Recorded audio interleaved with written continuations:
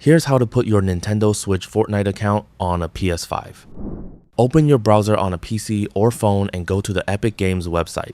Once you're here, sign in with your Nintendo account.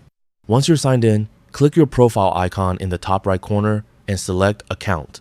From the left-hand menu, open Linked Accounts, and all of the linked accounts like your Nintendo account will be displayed.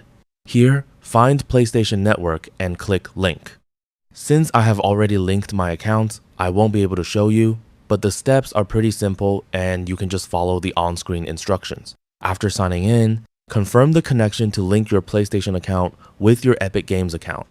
Once the accounts are linked, your Fortnite progress, cosmetics, and eligible purchases associated with your Epic Games account will be available when you play on your PS5. Keep in mind that after linking a PlayStation Network account, you can't simply switch to a different PlayStation account later without restrictions, so make sure you're connecting the correct one. That's all for this video. Thanks.